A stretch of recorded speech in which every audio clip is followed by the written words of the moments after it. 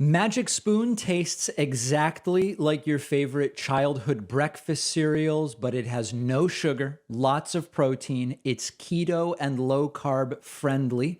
It's delicious without the guilt. Get $5 off when you click my link below and use the promo code PACMAN.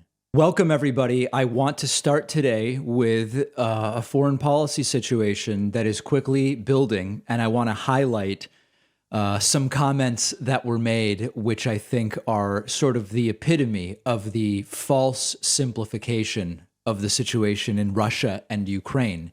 Now, the context here is we have a genuinely concerning escalation in terms of Russian aggression or threatened aggression, implied aggression towards Ukraine.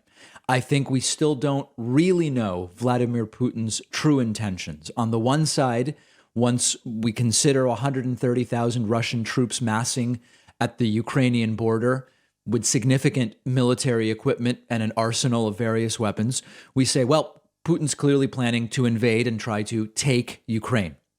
The other side would be Putin has no intention whatsoever of invading, and this is all either sort of a let's see what happens sort of thing, or even further, some say this is the logical reaction from Russia to the hostilities from Ukraine and NATO allies saying maybe Ukraine will at some point become part of NATO, which would be very much not to Vladimir Putin's advantage. Now, I want to highlight some comments made by I know it's weird to say former Democratic Congresswoman Tulsi Gabbard, and a lot of you will say that she's almost exclusively appearing on Fox and giving pretty reactionary takes. What she was a Democrat when she was in the House of Representatives. I'm just telling it to you like it is.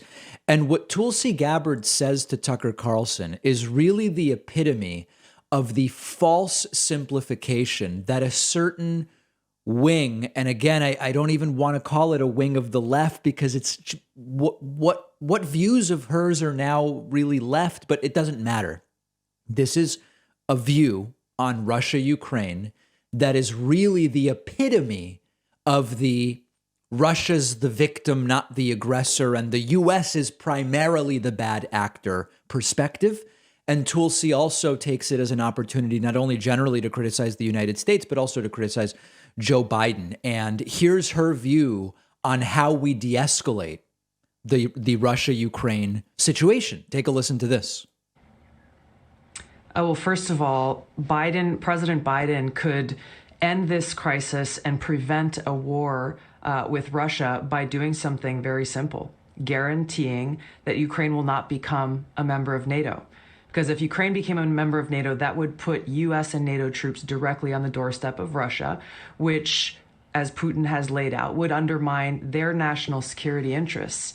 The reality is that it is highly, highly unlikely that Ukraine will ever become a member of NATO anyway. So the question is, why doesn't President Biden and NATO leaders actually just say that and guarantee it?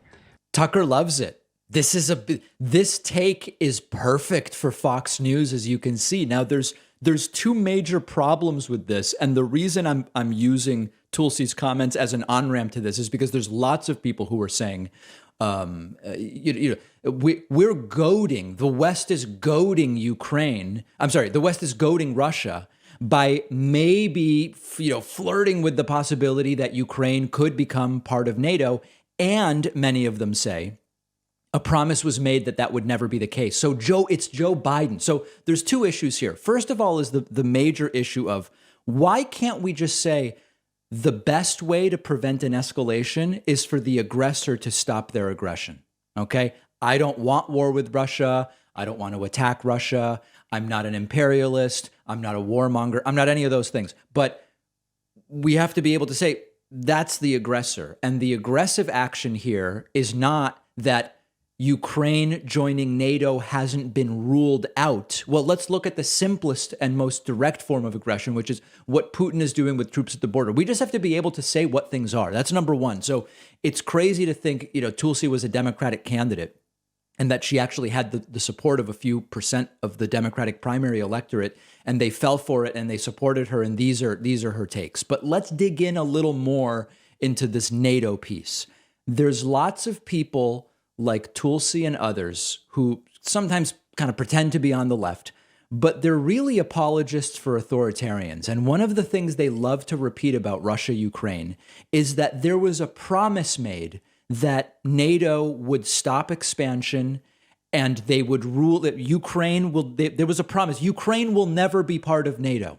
And the real source of aggression is starting to toy with Ukraine being part of NATO. This is all based on a lie.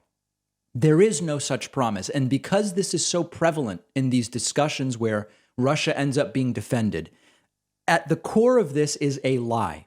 Such a promise, the promise that Ukraine would never join NATO, was initially proposed verbally by the German and U.S. foreign ministries, but it was later rescinded by the heads of government, Bush and Kohl at the time, and it was never put on the table again. So there is no such promise that has been codified. And why does something so obscure matter? It matters because it underlines the perspective of many of these people on this situation.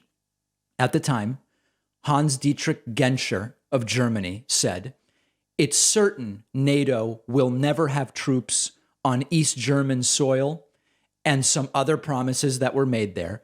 But the statement was walked back. It was walked back, and no such promises were ever codified in any way. It keeps getting repeated. NATO broke its promise. NATO is breaking its promise. NATO would break its promise. The U.S. is breaking its promise. There is no such promise. And so the focus should be on the aggressors. And the aggressors here are Putin and Russia.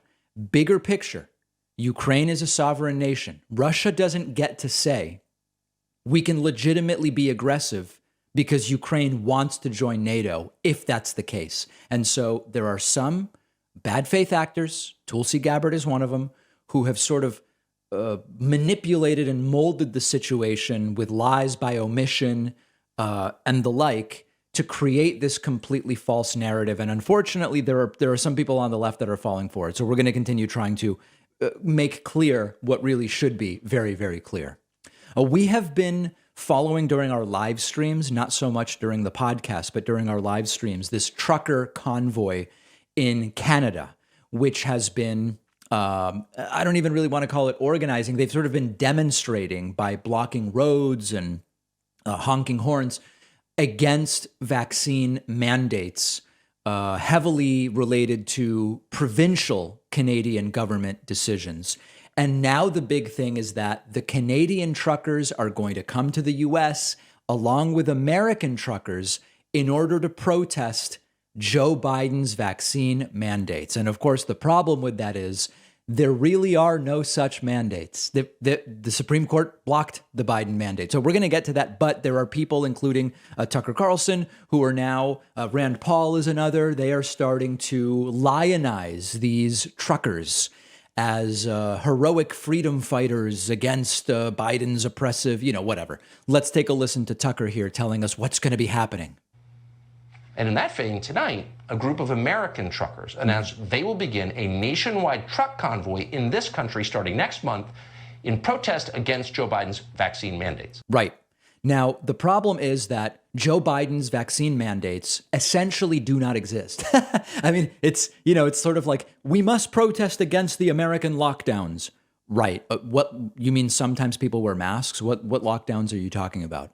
The Supreme Court blocked the Biden vaccine mandate for employers with more than 100 employees in January. It's done. There is no such mandate. Not to mention that it wasn't even really a mandate, in that anybody who didn't want to be vaccinated could just test instead, and only once a week, not once a day, the way Fox News' much stricter requirement put in place. States are responsible for implementing their own vaccine requirements as they so please. Different states have put in place different rules. And as a reminder, the requirements for crossing the border, a big thing with truckers is, you got to be vaccinated to go to Canada or to come back from Canada, whatever. This is, number one, applying in many countries, and it's applying in both directions. So the idea of protesting Biden's vaccine mandates is bogus and bizarre. This is not really about vaccine mandates, first and foremost. It's about, once again, similarly to the Trump riots and Trump's threats for mass protests and all these things. It's about generating unrest, which they believe they can use to their advantage. And there's a few different ways in which they might do that, which we'll talk about later this week. The other important aspect of this American truck convoy that is, as usual, hypocritical and deceptive is the very same people blaming Biden for the supply chain issues, which are really global supply chain issues that need to be fixed, of course, but they're blaming Biden for them. They are going to do something which will, at least in principle, make those supply chain issues worse. It is not the mandates that are making the supply chain issues a problem. There are global economic realities that are having that impact, but taking all of these truckers who themselves are responsible for moving product around and not only taking them off the road, moving product, but also blocking roads and bridges or whatever they plan to do, that's going to make it more difficult to move products around the United States. They are going to make worse the very problem that they are blaming Joe Biden for. So it doesn't have to do with vaccine mandates, obviously, if you couldn't tell. And also remember the hypocrisy that they claim to be all about law and order, and yet they are encouraging blocking roads, which is against the law. And we can have our views. It's a completely legitimate perspective to defend that when it is time to make an impact, you don't protest in the ways that make everybody comfortable. Part of civil disobedience, long history of this, is, well, you're going to do things that are going to make people uncomfortable so that they pay attention to you. I get that. But what was their view of Antifa blocking roads or Black Lives Matter blocking roads? They were all about law and order then.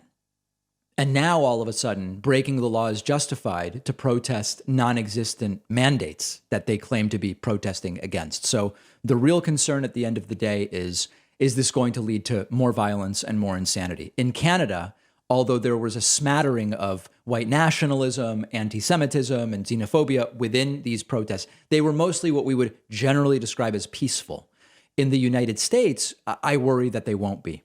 And Donald Trump's continued escalating rhetoric about, oh, we're going to protest this and the biggest protests ever and all of this kind of coded language about protests. I'm worried about what's going to happen next month. We will be following it, and I'm curious to hear from you. Let me know at dpacman. What do you expect as far as this American version of the Canadian truck convoy is concerned? What do you expect to see? It is a brand new year. Maybe you have goals around getting in better shape, maybe cutting back on sugar. That's why you should check out our longtime sponsor, Magic Spoon. Magic Spoon tastes exactly like the delicious, sweet breakfast cereals you loved as a kid, but Magic Spoon has 0 grams of sugar, 14 grams of protein, and only 4 net carbs. So it's perfect if you're doing low carb or keto, or if, like me, you just try to limit your sugar intake. You can build your own variety pack with flavors like cocoa, fruity, frosted, peanut butter, cinnamon, cookies and cream, waffle maple, blueberry. That's my favorite. Magic Spoon lets you enjoy a sweet, delicious snack without the guilt. You can stick to your goals and still treat yourself. And if you don't love Magic Spoon as much as I do, they'll give you all of your money back, no questions asked. Magic Spoon is giving my audience $5 off when you go to magicspoon.com/Pacman and use the promo code Pacman. The David Pacman Show is viewer and listener funded media. We depend on your support, and you can sign up at joinpacman.com. We do an extra show every single day called The Bonus Show for our website members. We also provide a commercial-free audio and video feed for our members, and you get access to the daily show about 6 hours earlier than we release it publicly. All of those great benefits and more are available if you sign up at joinpacman.com. Let's talk a little bit about new claims relating to the 2020 presidential election. And I know many of you will say, David, it's 15 months. That was 15 months ago. How could we're still getting new claims? And the answer is that yes, we are. And this one's particularly important because it really shows the naivete of many of the believers in these 2020 big lie type stories. We're going to look at a very interesting but also kind of vomitous clip from apparently Republican Congressman Matt Gaetz, who is being investigated for all sorts of serious crimes. Matt Gaetz, I guess, has a podcast on right-wing platform Rumble, which the David Pakman Show now also is on. We're throwing our hat in the ring, seeing if we can deprogram some people over on Rumble. And Matt Gaetz interviewed Marjorie Taylor Greene, fellow radical Republican Congresswoman. Now, Marjorie Taylor Greene has previously made some statements about her husband's 2020 vote, but in this clip, she straight up says that her husband's vote was stolen. It was stolen back in 2020, and that he showed up and they said, "Mr. Greene, sir, you've already voted." And let's just listen to her story. This will be new, I assume, to most of you, because she's never told the story in this particular way ever before, even though it's been 15 months since the election. We will get criticism after this episode airs. I could care less. Haven't even. By the way, remember, it's I couldn't care less. And I don't know, some of you wrote to me and you said, no, there is a longer version of the phrase in which it was I could care less, sarcastically. Okay. The phrase now is I couldn't care less, and I know I must point that out. It's very important. Finish the sentence, but I totally get the energy. We will get criticism because we are making famous the people in Georgia who I think are able to perpetrate fraud based on their anonymity. They should be famous. They should be famous. And I honestly think in all of these my states, husband's vote was stolen. Uh-oh. Tell me about it. So Perry goes to go vote in the general election, and he goes in person because we don't do absentee ballots. We never requested one. We will not take part in it. He goes in person. He's really excited to go vote for me for Congress and vote for President Trump and vote Republican. He shows up and they say, "Mr. Greene, you've already voted by absentee ballot." He was shocked. This was in November for the 2020 election. He goes, "No, I have not voted absentee ballot. I never even ordered one." And they said, "Yeah, we have it right here." And it showed on the screen that he'd already voted absentee ballot. He had to go through this 45-minute process, signing all these waivers, proving, this, a statement saying he had not voted before they let him go cast his vote electronically and actually vote in person. So, but guess what? There was no one told him that they would find the fake ballot that supposedly someone cast in his name by absentee. And no one said we can get rid of that and tear it up. Now, there is no actual proof that anybody did submit that. We don't even know, assuming what she's saying is true, we don't know where it was merely a clerical error. We just don't know. And the other important thing is that the story that she told was different back in November of 2020. The Atlanta Journal-Constitution covered this in an article called "Greene Falsely Claims Husband's Voting Record Reveals a Scam." She tweeted at the time. Now, we can't go back and look at the original tweet because she's been banned from Twitter for spreading weaponized COVID disinformation. But at the time she wrote, "Georgia election scam. My husband never requested an absentee ballot, but when he went to vote, they told him they had already received his absentee ballot, but he never requested an absentee ballot, nor did he send one in." Greene posted a screenshot of Perry Greene's voter information showing her husband voted early on October 23rd and that the vote was accepted. The screen also shows a second ballot requested and received the same day was canceled. What really happened to the other ballot? Now, understand that now we have a story of two early ballots, which she didn't just mention to Matt Gaetz. Robert Brady, the chief clerk of elections from Floyd County, said nothing happened. The ballot was canceled according to procedure. According to this, he signed an affidavit on the 23rd of October and was allowed to vote. He only voted once. Trump questioned this as well. Also relevant to the Marjorie Taylor Greene thing, Greene began tweeting about her husband's ballot Sunday. By Monday, it had been retweeted more than 7,000 times. Brady, the Floyd election official, said he couldn't tell from the information available Monday if Perry Greene had actually been sent a ballot or if it was a data entry error. But either way, the poll worker followed the correct procedure by canceling the application, asking the voter to sign an affidavit, and then providing a fresh ballot. That in-person ballot was accepted.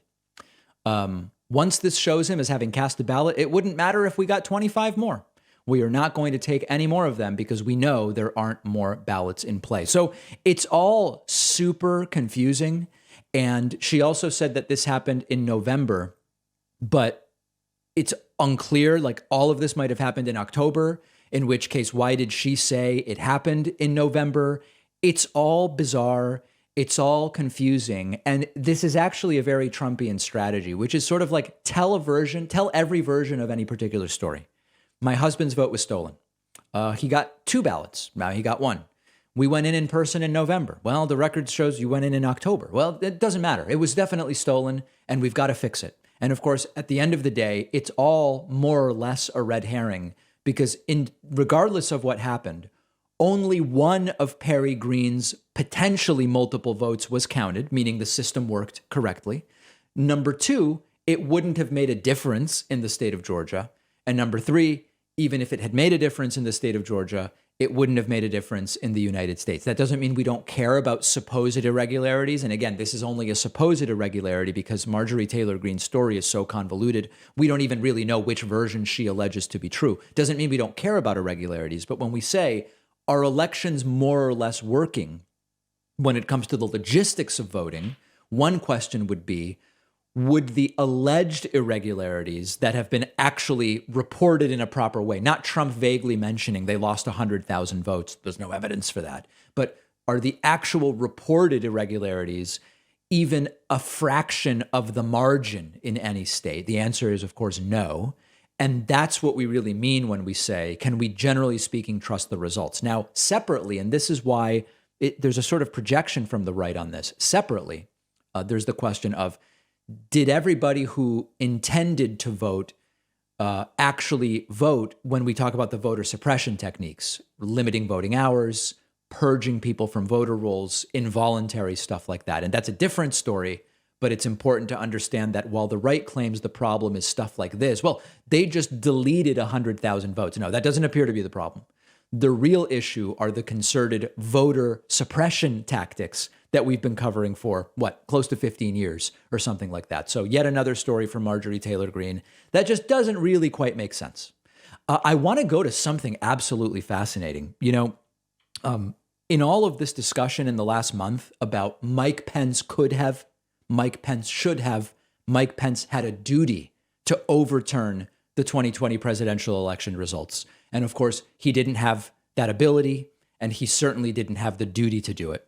One of the things that is increasingly being mentioned is, well, if Mike Pence could effectively choose the winner of an election, then that means Kamala Harris could do the same thing. In 2024, Kamala Harris could decide who wins, understanding that it's not just she says, I award the presidency to whoever, by strategically choosing to reject the ballots from certain states and send them back for an alternative slate of electors. You guys understand it's a little bit more nuanced than just the vice president chooses. Well, Donald Trump, former Donald Trump economic advisor Peter Navarro, appeared on MSNBC and was interviewed by Ari Melber. And this is really good because Ari Melber just says to him, well, I mean, if Pence could do it, then Kamala Harris could do it, right? And Peter Navarro twists himself into an incredible pretzel.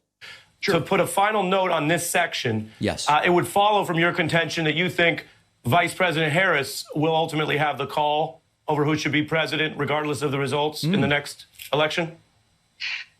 See, you've misconstrued the whole Green Bay sweep plan. It's not for the vice president to determine who wins, okay? The only thing that Pence had the authority to do is go back to the states and let the states look at the votes. It's the states in our Constitution who have the right to decide who won an election. But you're not answering. But which states were they that he had the right to do that with? And on what basis was he going to say, I'm sending this back to the states? Because remember, all the legal challenges that were filed at the state levels were found to be without merit. The question. It seems like the question when you put it on Harris makes you, Peter, to ask for a second. Yeah, it seems like it makes you, but it seems like it's making you stretch when we just change the name from Pence to Harris. Are you holding the contention? Wait, let me finish the question. You'll get to respond. Peter, let me finish the question. Authority to change the election results. Let me finish the question. That was not the premise of our argument. Ari, so the under your premise, was simply, Peter, let's take a second look. Right. So let's say that. Under your contention, Vice President Harris could take any states that her side lost and selectively send those back. That's your current contention?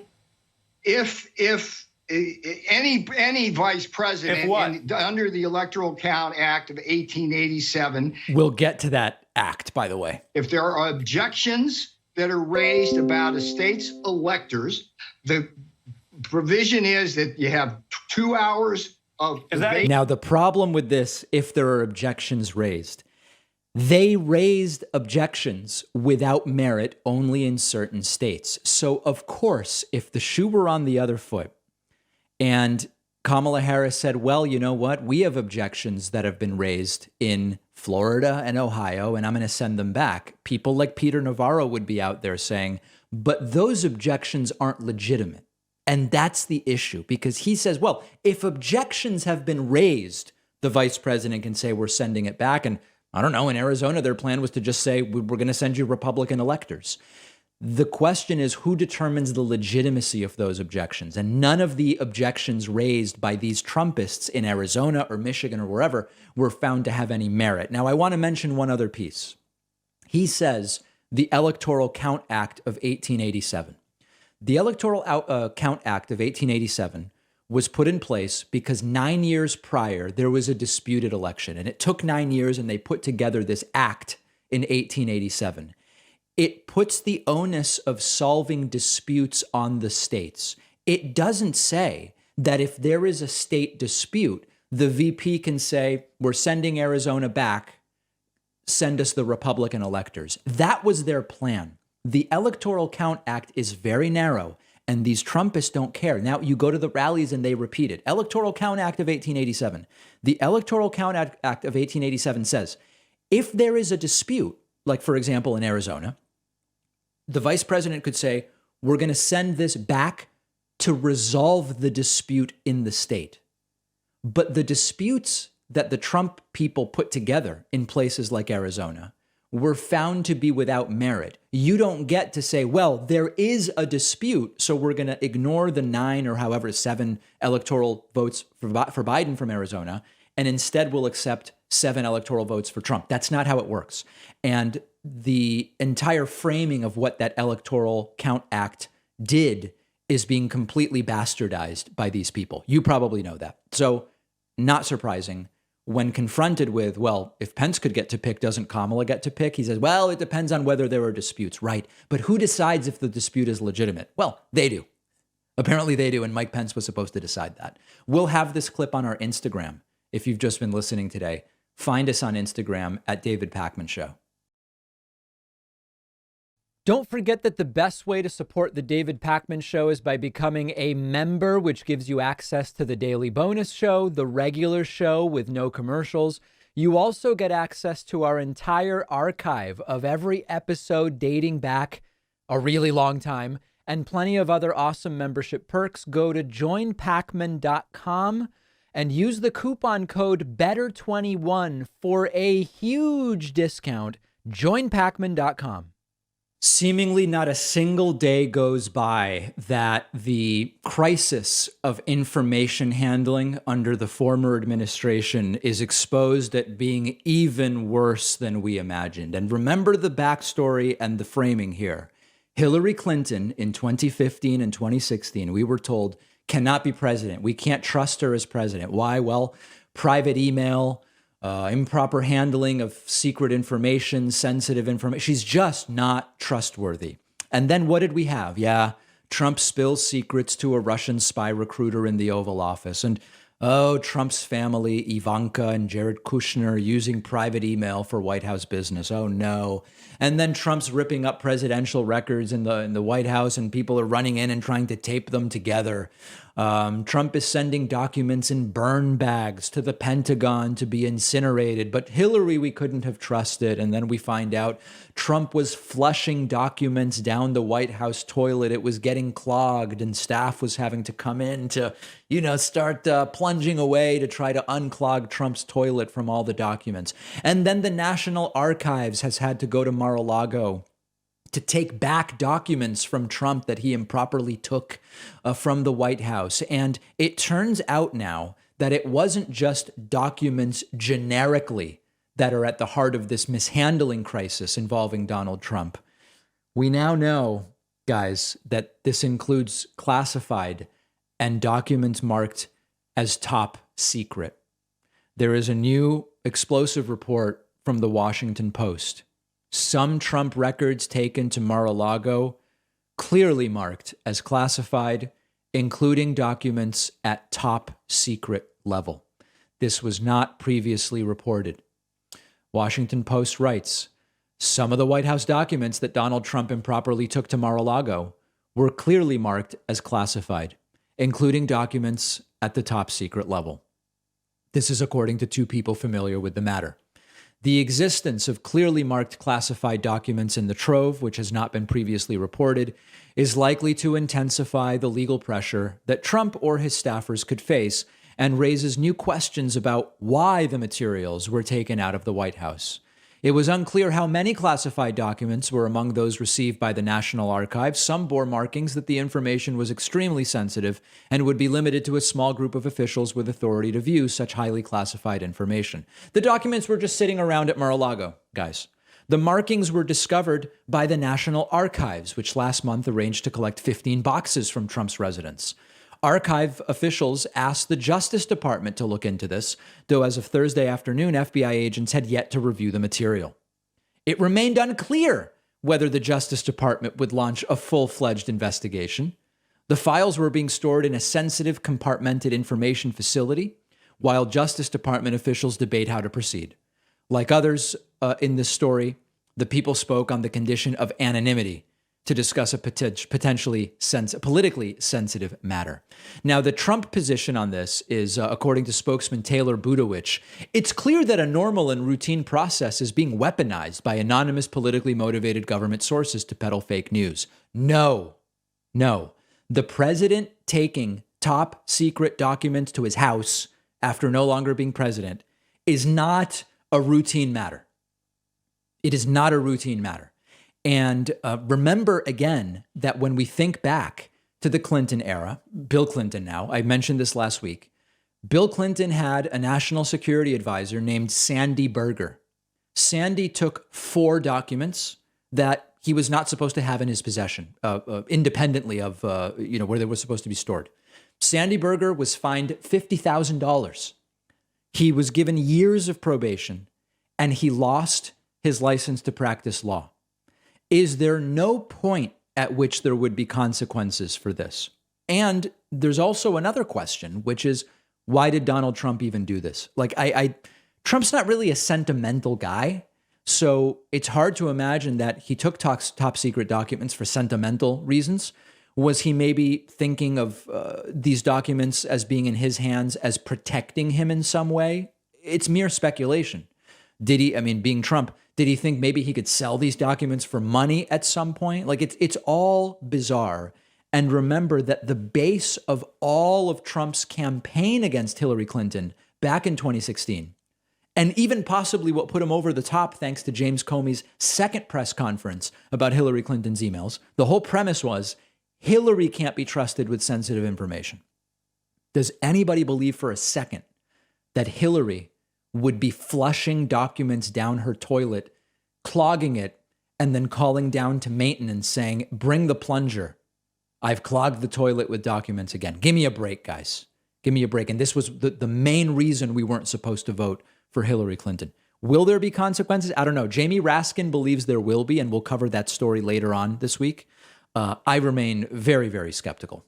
Okay, Donald Trump spent the weekend delivering these febrile, unhinged interviews to a number of different media outlets, including Fox News and others. And some of these are fascinating in that Trump reveals his retrospective view of his presidency. And it's bizarre, and we're going to get to that. First and foremost, just to kind of like get some business out of the way, Trump asked about the story that he was flushing documents down the toilet. He says it's not true and that there's no way Maggie Haberman, who is breaking that story, would know if it were. Here's Trump. It's a totally false story. She made it up. I don't believe they have sources. Who's going to be a source for that anyway? Who would know that? There's no source. They make it up. White House staff who admit We were called up to unclog Trump's toilet, and it appeared that what was in there was paper, documents with stuff written on it. You know, they oftentimes, these fake writers like her, they act like they know me, like she knows me. I haven't spoken to her in a very, very long time. You know, I think there are criticisms to be made of Maggie Haberman. One such criticism would be if she knew for a while that Trump was power flushing documents down his toilet, you could say she had a duty to expose that before being able to monetize it in a book. This is not a criticism unique to Maggie Haberman. Many of these people hold the most insane stuff they know for a book on which they make money. That would be a criticism. But Maggie Haberman does not have a track record of making stuff up or making up sources, which would be an incredibly serious thing to do as a New York Times reporter. Knows me no better than any other writer, but they write books like they know, and then they make things like that up. And there would be no way of her knowing if it were the facts. There would be no way of her understanding that or knowing it. Well, she claims to, and she has a certainly much more honest track record than does Donald Trump. So Donald Trump then going from Fox News over to the USA Radio Network, where he was interviewed by Wayne Allen Root. Wayne Allen Root has been a guest on this show many times. And Wayne Allen Root has been one of the guys saying, if Republicans take the House in November, make Trump the speaker. Remember, you don't have to be a member of the House to be made speaker. They can vote for anybody. And Trump could be made Speaker of the House.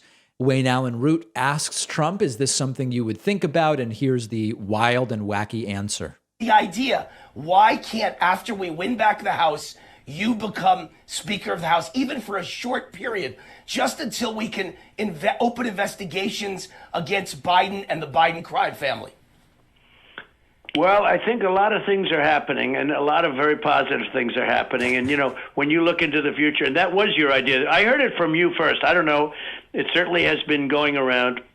And frankly, I hope we don't need it, because what should happen is what the plan that we're on now, and I think a plan that's going to make people very, very happy, we'll be announcing sometime later. And that's really what should happen. But now, of course, is he alluding to we're going to announce that I'm going to run? We still don't know. We just aren't sure. But everything's always just around the corner with Donald Trump, and certainly not ruling out the idea of him being Speaker of the House. Now, beyond parody, back to Fox News. Trump making a very confusing and dishonest claim about the wall, the infamous wall. We were 2.5, 3 weeks away from, think of it, finishing the wall, which is largely, frankly, finished anyway. It's a tremendous help. Right. We were so consider that. We were 2 to 3 weeks from finishing the entire wall with the U.S.-Mexico border. That's untrue. It's a complete and total lie. There is no wall on the vast majority of the border. They were not about to finish it. But then he says, and quite frankly, it was finished. Well, why did you need 2 to 3 weeks to finish it if it's finished? And of course, then the real policy question is, if you finished the wall, why isn't it stopping people from coming over, which Trump claims are coming over in record numbers under Joe Biden? If the wall is there, how isn't it working? It's all very, very strange. Now, here's the wacky, this is the most delusional part of the entire interview. Trump describes his presidency as being a glamorous time in American history and a romantic period. He imagines his presidency was like an episode of Downton Abbey. Just the numbers, our country was thriving. We were just beating everybody. And by the way, charging China massive taxes and tariffs, taking in hundreds of billions of dollars we never took in. Guys, he still doesn't understand how tariffs work. You guys know this, right? Like when Trump says we were charging China tariffs and taking in money from China, that's not the way it works. The tariffs are paid by the American companies importing the Chinese goods. If I need steel to build, I'm an American company, and you put a tariff on Chinese steel.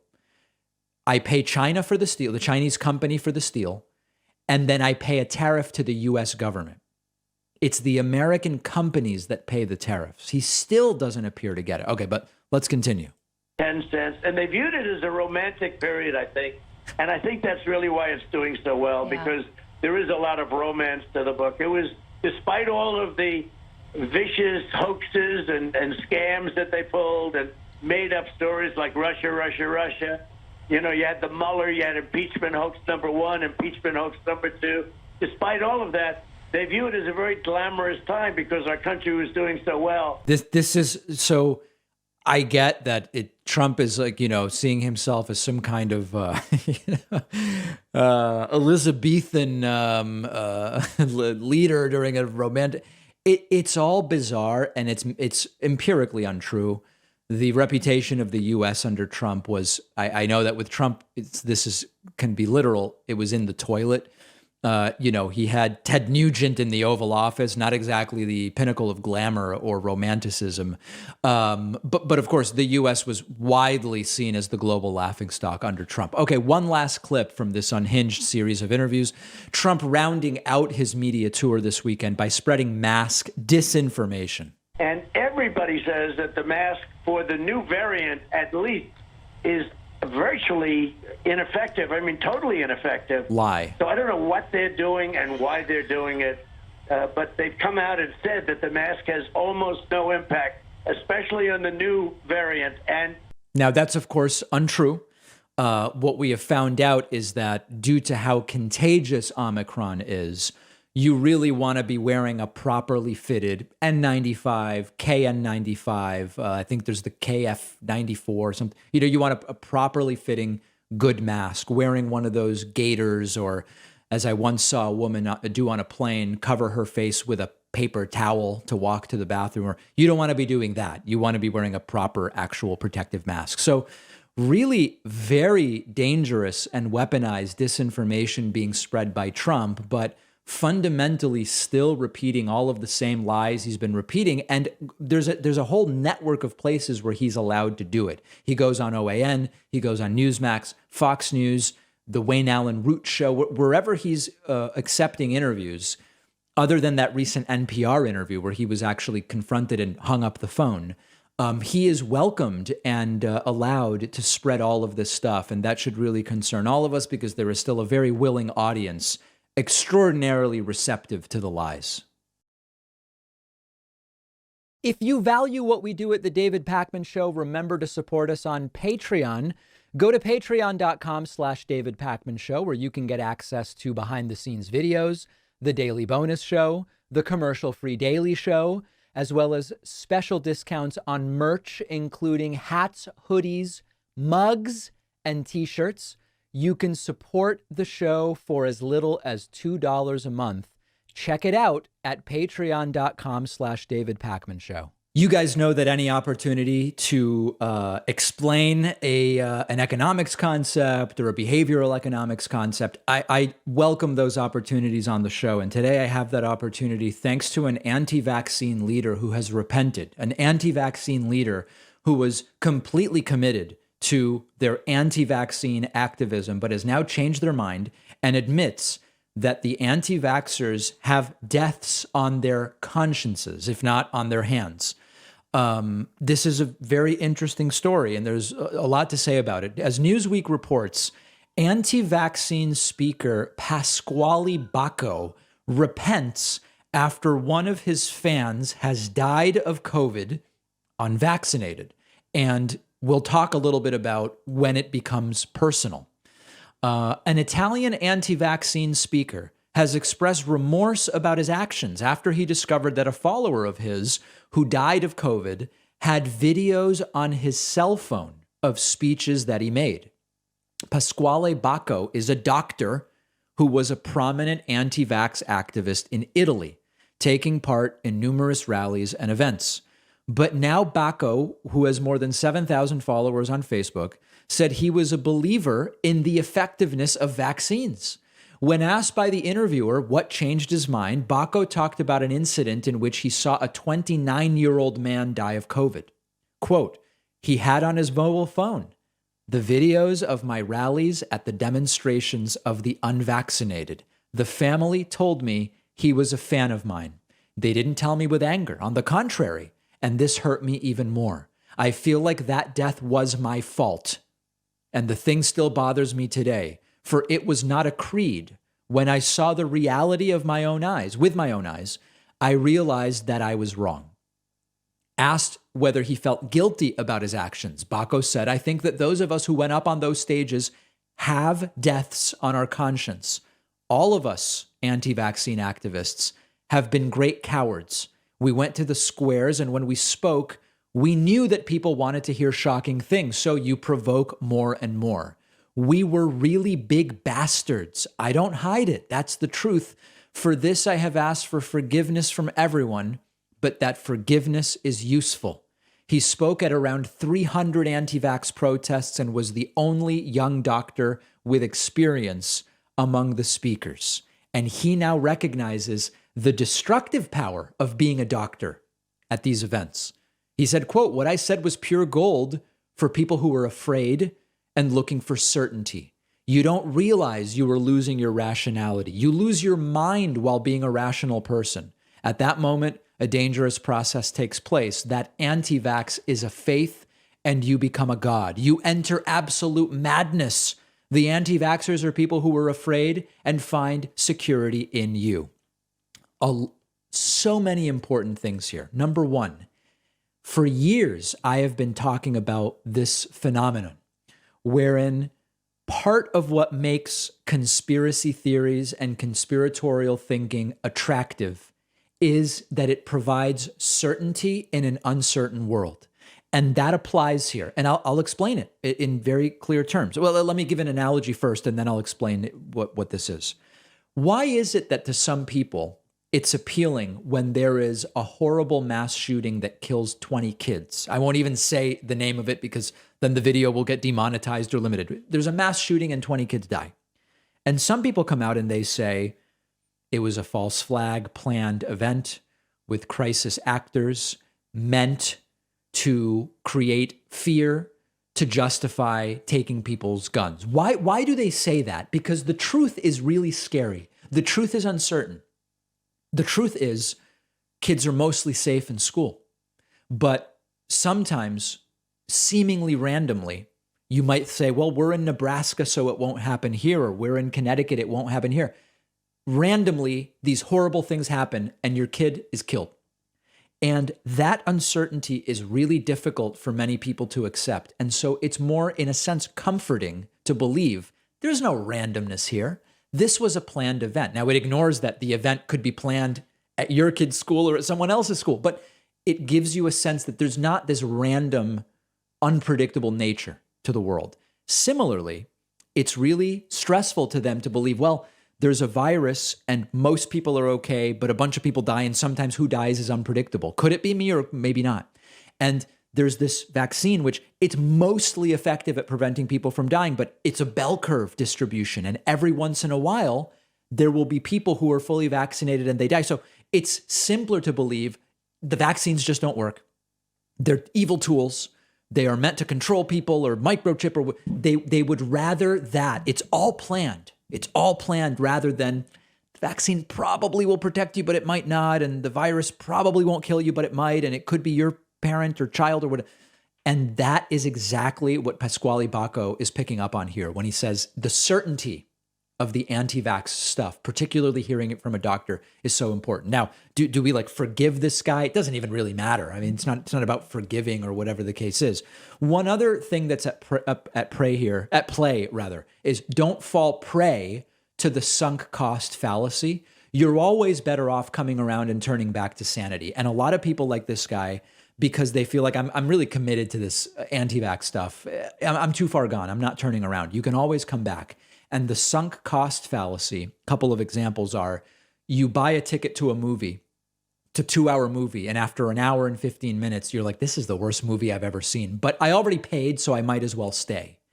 If you could better use those last 45 minutes to do something more enjoyable than watch the crappy movie, you've paid for the ticket either way. You shouldn't stay because you've already sunk a cost into that movie. You get out and you enjoy the last 45 minutes doing something else. That's the sunk cost fallacy. Another one is, you go to a casino and you lose 80% of your money and you stop having fun, but you figure, well, I lost 80% of the money. I might as well keep playing. No, you don't have to keep playing and lose all of it. Just walk away and go do something that's more fun. So that's the sunk cost fallacy.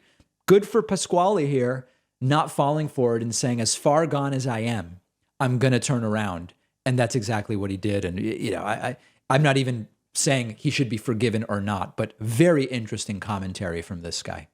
Okay, this is now just, it's sad that it has gotten to this point.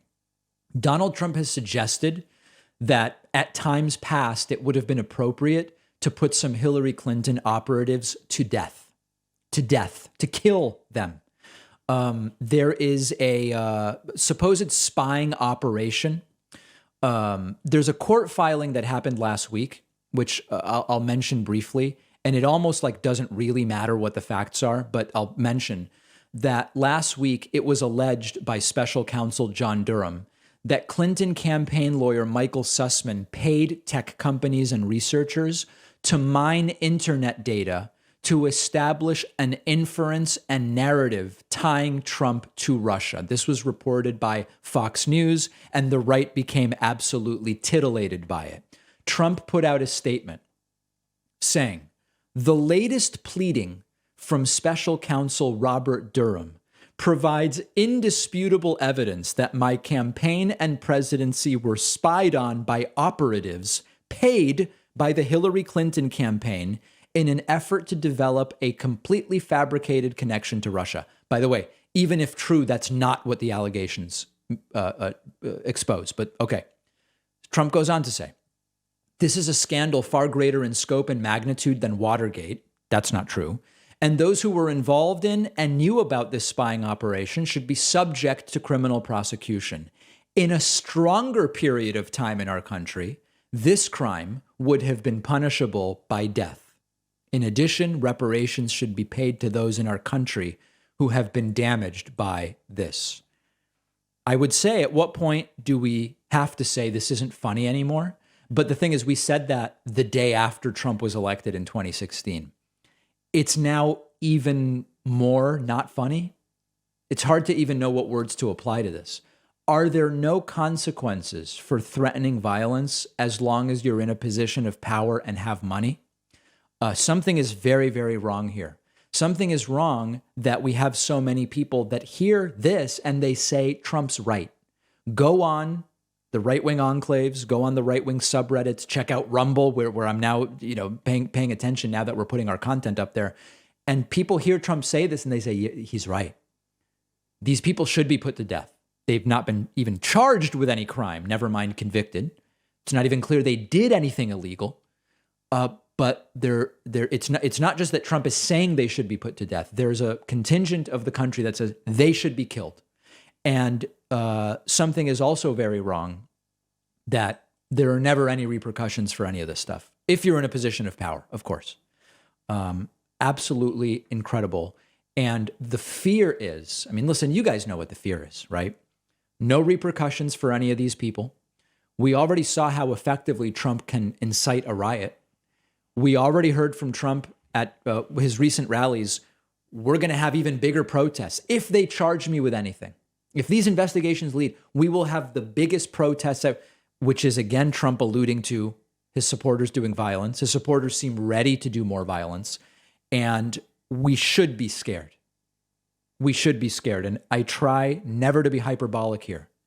But at this point, I'm very worried about what the next 8.5 months leading up to the midterms will look like. And then depending on what happens at the midterms, depending if Republicans take over, what is going to happen in the lead up to the 2024 election. Very, very scary. We have a voicemail number, and that number is 219-2-DAVID-P. You can leave a voicemail about anything. Here is a voicemail that was left pointing out the continued so-called free speech confusion that many on the right are experiencing. Take a listen to this. David, why do conservatives constantly cry about free speech, but they never seem to realize that that only applies to what the federal government does?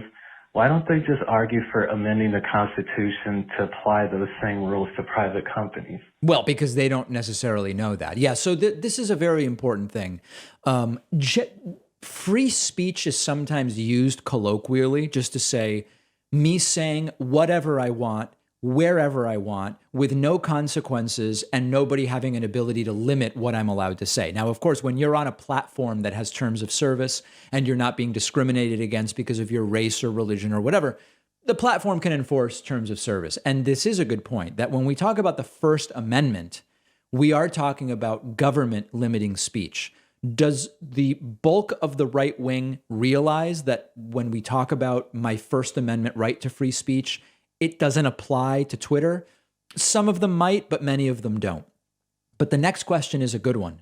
Why don't they just say First Amendment rights should apply to private companies of all kinds? And the reason some of them don't do it is because they don't even understand what we're talking about. Okay, put those aside.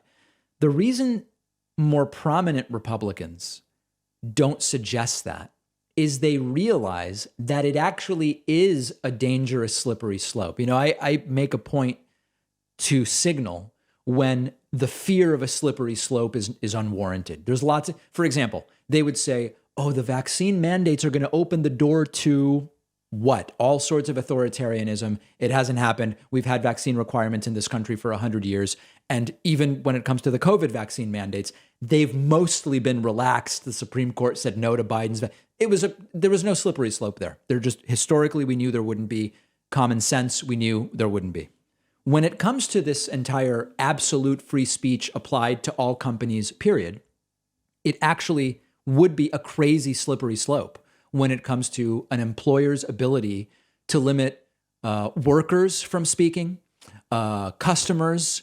It would actually be an insanely heavy-handed form of the regulation of businesses. And many Republicans realize that. And that's why they will vaguely say, oh, you know, conservatives got to make sure that we have a voice on platforms and whatever. But they typically stop short of that extremely authoritarian, at the end of the day, claim or request that free speech should apply to any private company the way it does to the government, because they understand the very serious repercussions, and they understand it would be completely counter to their view of let businesses do what they want to do as long as it's not against the law, and sometimes even if it is. Many Republicans know that. Smarter Republicans recognize that, and that's why they don't say let's regulate companies in the exact same way when it comes to speech as the government is regulated by the First Amendment. We have a great bonus show for you today. We will talk about the Super Bowl halftime show. I have a number of different thoughts about it.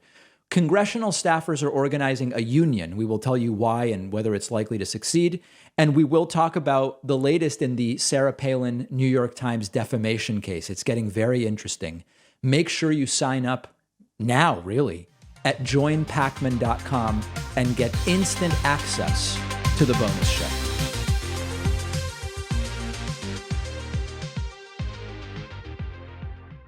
Thanks a lot for watching today's show. I just want to take a second to tell you about today's sponsors. Magic Spoon tastes exactly like your favorite childhood breakfast cereals, but it has no sugar, lots of protein. It's keto and low carb friendly.